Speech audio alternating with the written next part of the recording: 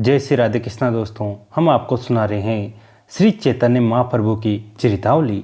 आपने भोली सूरत बनाकर कहा, अम्मा तेने भी तो मुझे मिट्टी ला कर दी है, मिट्टी ही मैं खा रहा हूँ। माता ने कहा, मैंने तो तुझे दूध चिवरा दिया है, उसे न खाकर तू मिट्टी खा रहा है। आपने कहा, माँ ये सब मिट्टी ही तो हैं, सभी पदार्थ मिट्टी के ही विकार हैं। माता इस मूढ़ ज्ञान को समझ गई, पुचकार कर बोली, बेटा है तो सब मिट्टी ही, किंतु काम सबका अलग अलग है। घड़ा भी मिट्टी है, रेत भी मिट्टी है। घड़े में पानी भर कर लाते हैं तो वह रखा रहता है, और रेत में पानी डाले तो वह सूख जाएगा। इसलिए सबके काम अलग अलग हैं। आपने मुंह बनाकर कहा, हाँ ऐसी बात है, तब हमें तेने पहले से क्यों नहीं बताया। अब ऐसा न किया करेंगे, अब कभी मिट्टी नहीं खाएंगे, भूख लगने पर तुझसे ही मांग लिया करेंगे। इस प्रकार भांति भांति की क्रीड़ाओं के द्वारा निमाई माता को दिव्य सुख का आस्वादन कराने लगे। माता इनकी भोली और गूढ़ ज्ञान से सनी हुई बातें सुन सुनकर कभी तो आश्चर्य करने लगती, कभी आनंद के सागर में गोता लगाने लगती। एक दिन यशोदा जी ने खूब अच्छी तरह नवा धोला कर बालक कृष्ण को आंगन में बिठा दिया। थोड़ी देर में माता क्या देखती हैं कि कृष्ण संपूर्ण शरीर में कीच लपेटे हुए आ रहे हैं।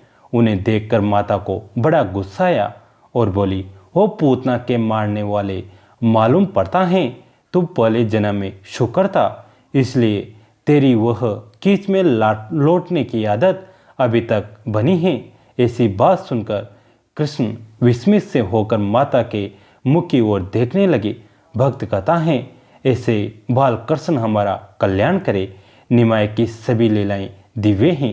अन्य साधारण बालकों की भांति वे चंचलता और चपलता तो करते हैं, किंतु इनकी चंचलता में एक अलौकिक भाव की आभा दृष्टि गोचर होती है। जिसके साथ ये चपलता करते हैं उसे किसी भी दशा में इनके ऊपर गुस्सा नहीं आता, प्रत्युत वो प्रसन्न ही होता है। यह चंचलता की हद कर देते हैं। जिस बात के लिए मना किया जाए उसे ही ये हठपूर्वक बार बार करेंगे। यही इनकी विशेषता थी। इन्हें अपवित्र या पवित्र किसी भी वस्तु से राग या द्वेष नहीं, इनके लिए सब समान ही है। एक दिन की बात है कि निमाई के पिता पंडित जगन्नाथ मिश्र गंगा स्नान करके घर लौट रहे थे। उन्होंने अपने घर के समीप एक परदेसी ब्राह्मण को देखा। देखने से वह ब्राह्मण किसी शुभ तीर्थ का प्रतीत होता था। उसके चेहरे पर तेज था, माथे पर चंदन का तिलक था और गले में तुलसी की माला थी। मुख से प्रतिक्षण भगवान नाम का जप रहा था। मिश्र जी ने ब्राह्मण को देखकर नम्रतापूर्वक उनके चरणों में प्रणाम किया और अपने यहाँ आतिथ्य स्वीकार करने की प्रार्थना की।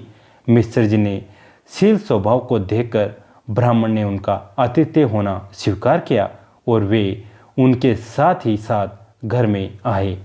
घर पहुंचकर मिश्र जी ने ब्राह्मण के चरणों का प्रलाक्षण किया और उस जल को अपने परिवार के सहित सिर पर चढ़ाया। घर में छिड़का तथा आचमन किया। इसके अनंतर विधिवत अग्रेव पान आचमनीय तथा फल फूल के द्वारा ब्राह्मण की पूजा की और पश्चात भोजन बना लेने की भी प्रार्थना की। ब्राह्मण ने भोजन बनाना स्वीकार कर लिया।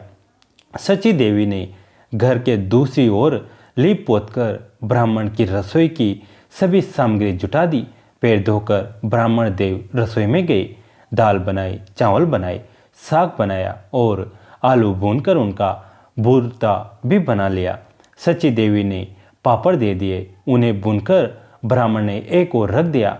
सब सामग्री सिद्ध होने पर ब्राह्मण ने एक बड़ी थाली में चावल निकाले, दाल भी हांडी में से निकालकर थाली में रखी। केले के पत्ते पर साग और भुर्ता रखा। बुने पापड़ को भात के ऊपर रखा।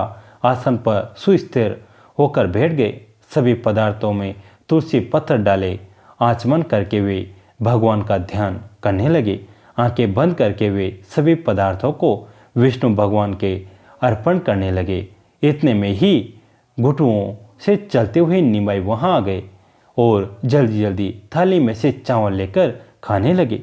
ब्राह्मण ने जब आंख खोलकर देखा तो सामने बालक को खाते पाया। दोस्तों, यह कथा श्री प्रभुदत्त ब्रह्मचारी ने बताई है। दोस्तों, कैसे लगे आज की कहानी कमेंट करके ज़रूर बताएं। वीडियो को लाइक करें, चैनल को सब्सक्राइब करें, घंटी के बटन को दबाकर ऑल पर क्लिक करें। दोस्तों, इसका अगला भाग जल्दी आएगा। तब तक आप कमेंट करके अपनी राय जरूर दें। धन्यवाद दोस्तों।